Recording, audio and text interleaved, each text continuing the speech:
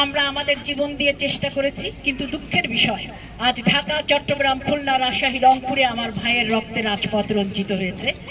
আজ বাংলার মানুষ মুক্তি চায়, বাংলার মানুষ বাঁচতে চায়, বাংলার মানুষ তার অধিকার চায়। 7 মার্চ 1971 সালে বঙ্গবন্ধুর ভাষণ। আজকে 17 জুলাই 2024। আজকে যখন এই কথা বলা হচ্ছে, আপনার কাছে এখনো এই স্বাধীন বাংলাদেশে এই কথাগুলি পরিচিত লাগছে, রংপুর পর্যন্ত। তো তাহলে আজ এত বছর পরে শিক্ষার্থীদের উপরে নির্যাতন নেমে আসে। আজকে সাইদের মা বলেন, তোরা আমার চাকরি দিব না দে, কিন্তু মাল্লু কেন? স্টেচারে শুয়ে শিক্ষার্থী বলে আমাদের রাজাকার কেন বলা হলো? দেশের সর্বত্র বৈষম্য, শিক্ষার্থীদের জীবন অনিশ্চিত। এই সময়ে তারা কি শব্দ বলছেন সেই সব নিয়ে আপনারা বিবৃতি দেন। আপনারা যারা তাদের ভাষা বোঝেন না, আপনারা যারা তাদের পালস বোঝেন না, আপনারা তো তাদের কষ্ট বোঝেনই না। সাধারণ মানুষ যখন হাহাকার করছে, যখন প্রতিদিন প্রতি রাতে দেশ লুট হয়ে যায়, শিক্ষার্থীরা তখন কি মনে করেন? শিক্ষার্থীরা 69-এর শামসুজ্জোহাকে মনে করেন, তার চেহারা মনে আসে। আপনাদের চেহারা কেন মনে আসে না বলেন? শিক্ষকদের কথা কেন মনে আসে না? আপনারা তাদের দেশের প্রতি ভালোবাসা নিয়ে প্রশ্ন করেন। তারা তো মাথায় পতাকা বেঁধে যায়, তারা পতাকা দোলাতে দোলাতে যায়। তাদেরকে যারা মারতে আসে তাদের হাতে পতাকা দেখিনি, তাদের কাছে বরং যা দেখেছি না, তাদের কাছে লাঠি, তাদের কাছে ক্রিকেট ব্যাট, তাদের কাছে দেখেছি এমনকি পাইগান, না সমস্ত কিছু তাদের কাছে দেখেছি। আবার বুলেট ছোড়েন তারা। তো আপনি পাকিস্তান অন্য একটি দেশ ভেবে আমাদের শোষণ করেছে। আমাদের দেশের মধ্যে শোষণ করে যারা অন্য অঞ্চলে গিয়ে সম্পদ করছে, আপনারা তাদেরকে ধরেন না, তারা রাজাকার না, তাই না? প্রশ্ন করে যারা, তারা রাজাকার।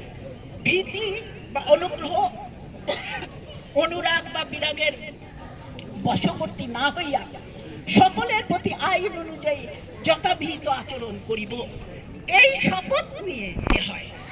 এই শপথ নিয়ে আপনারা শপথের মর্যাদা রক্ষা করেন। আপনারা আপনাদের অনুরাগের বিরাগের বশবর্তী হইয়া একসময় কোটা বাতিল করেন। একসময় যে মানুষ, যাদের সাথে আপনার কথা বলার কথা, যে যাদেরকে বুকে জড়িয়ে ধরার কথা আমাদের, সেই বুকে আপনারা গুলি করেন।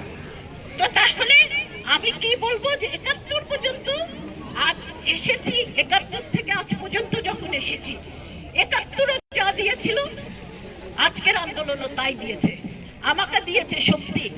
আমরা যারা কথা বলতে, প্রশ্ন করতে ভুলে গিয়েছি, আমরা যারা অধিকার সেটা যে আদায় করতে হয়, আর সেটা যে আমার, সেটা যে কারো দেওয়ার কথা না, কথা বলার অধিকার যে আমার, সেটা এখন আমরা শিক্ষার্থীদের কাছে শিখছি আবার, এবং সেটাই এখনকার জোর তাদের কাছে শেখা।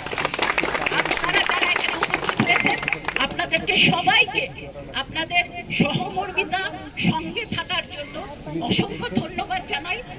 আপনারা এখানে থাকেন, আপনারা শিক্ষার্থীদের পাশে থাকেন। আমাদেরকে এটা শেষ করতে হবে এখন, কেননা আরো নানা প্রোগ্রাম আছে।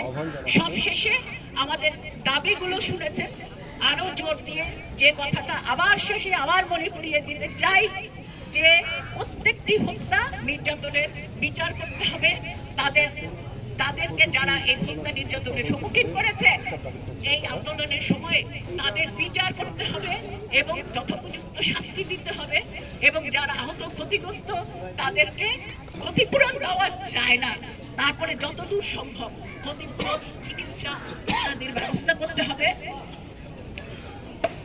আজকে বিজেপি একজন বলেছেন খুব যথার্থভাবে, যে এটা তো বাংলাদেশের সীমান্ত না। তো এখানে যদি বিজেপি থাকে, যেটা আসলে সংবিধান বহির্ভূত, কিন্তু যদি তারা থাকেন, তারা স্টুডেন্টদের পক্ষে থাকবেন। এখানে নিরাপত্তা বাহিনী যদি থাকে, তাদেরকে স্টুডেন্টদের পক্ষে, শিক্ষার্থীদের পক্ষে এখানে কাজ করতে হবে, নতুবা তারা এখানে উপস্থিত থাকতে পারবেন না। এবং শিক্ষার্থীরা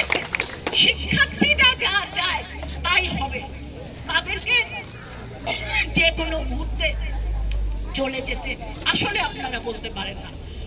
তাদের নিরাপত্তার ব্যবস্থা করুন, তারা যদি ঠিকভাবে থাকে, তারা যেটা যাবে সেটা তাদেরকে করতে দিন, তাদেরকে কোনো কিছুতে আর বাধ্য করেন না।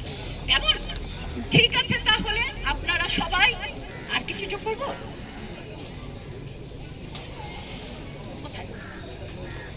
আচ্ছা আচ্ছা, আর আপনাদের আরেকটি ঘোষণা যে আজকে ঢাকা বিশ্ববিদ্যালয় না, সকল বিশ্ববিদ্যালয়ের অ্যালাম যারা প্রাক্তন শিক্ষার্থী সবাই আজকে বিকেল 3টায় শাহবাগে থাকবেন, বিশ্ববিদ্যালয়ের এই নির্যাতনের বিপক্ষে কথা বলার জন্য, প্রতিবাদ করার জন্য। তাই আপনারা যারা উপস্থিত থাকতে পারেন সেখানে তারা থাকবেন। আপনাদের সবাইকে আবারও ধন্যবাদ, সলিডারিটি। আপনারা সবাই একসাথে থাকুন, আপনারা সবাই শিক্ষার্থীদের পক্ষে থাকুন।